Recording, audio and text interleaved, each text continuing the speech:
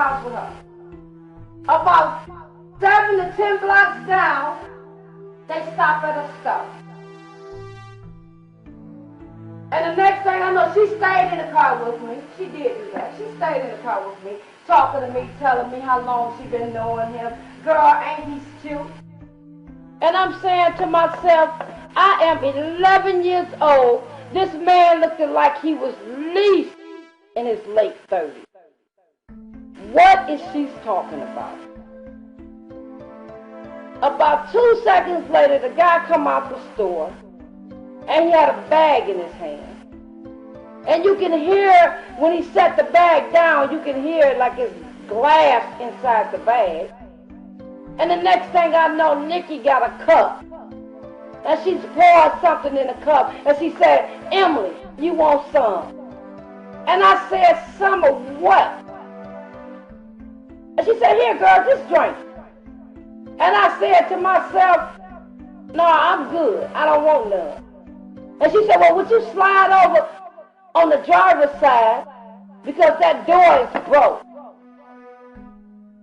Now, and you don't want to fall out. Now, this is supposed to be my friend that told me this.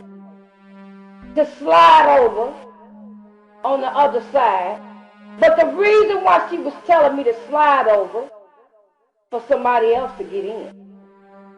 But I was too young to acknowledge that somebody else was getting into that car. About 2 seconds later, another man jumped in the car. Was I the only one that was surprised that another man jumping in the car? I was scared and terrified in the back seat because the other two that was up front, Nikki and the other guy, was not afraid. It seemed like to me they knew that he was getting into that car. So I asked Nikki, I said, Nikki, where is we going? What is going on? She said, oh girl, we just going for a ride. I said, a ride? She said, yeah. And she turned up the music real loud, and I couldn't hear nothing else she was saying. She had her cup in her hand, and it's like she was a whole nother person in that car. She was not the same person that was at that bus stop talking to me. She was not the same person that come to school when I used to see her. She was a totally different person. It's like she was a grown woman the way she was acting. So I rolled back in the back seat and I sat there and the other guy just looking at me, and I'm looking back and saying, where's we going? So they pull over at a park, and the park was real dark. I mean, it was real dark. That I couldn't see that good at it. So about 2 seconds later, Nikki and the other man get out the car and said, I'll be back. And I said, wait a minute, you'll be back. Hold up, Nikki, I'm coming with you. No. You stay in the car, Emily, I'll be back. I said, no. I get out the car and I said, I'm coming with you. And she stood up there with her hands on her hips and said, we want to talk. And I said to myself, oh, who is she? Why is she acting like this? So she went on walking back through the park with that man. So I stood up in front of the car, just standing there like I'm in shock, saying, what is going on?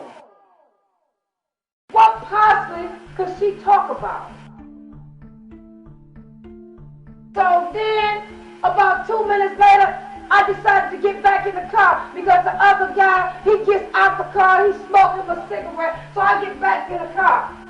And I sit in the car because it's real dark, and he gets back in the car with me. And he asked me, he said, what's your name? And I said, you've been hearing her say Emily all day. And he said, don't you get smart. And I stood there and I looked at him like, I'm not getting smart. I'm mad because she done left me sitting here, supposed to be my sister friend and my friend, with a man that I don't even know, somebody that I does not even know from a can of paint. And then he got to grabbing me, telling me to come over, trying to shove me on the other side of the seat with him pulling me, trying to kiss all on me. Then he got to try to rip off my clothes. And I started crying. And I'm trying to fight him back and forth. I'm trying to fight him back. And he took out a blade. It was a little knife when I could see the shininess into it. And he said, I will kill you if you don't shut up. And I said to myself, kill me. Why did I get into this car? So you can imagine how quick my mouth closed when he said shut up and sold me that knife.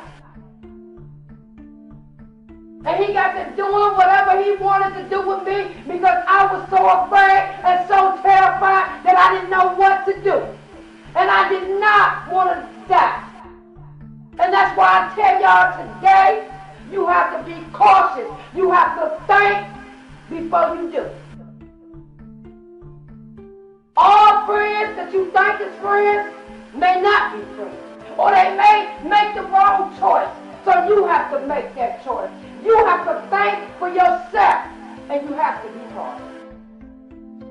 Because if I would have been cautious when she said 3 months to 3 weeks, I wouldn't have got in that car. What I'm trying to say to y'all today is child abuse. Child abuse is not a joke. Child abuse is something that needs to be taken seriously. It took me 20 years to be able to speak out about my abuse, my neglect, my abandonment. I want you guys to remember. I want you to remember that Mrs. Wallace said, silence is not the key when it comes to child abuse. I want you guys to always remember to speak out. And I just want to say thank you for having me here. And I hope I'm able to come back here again to speak to you guys. And I hope my speech helped somebody in this audience. Thank you.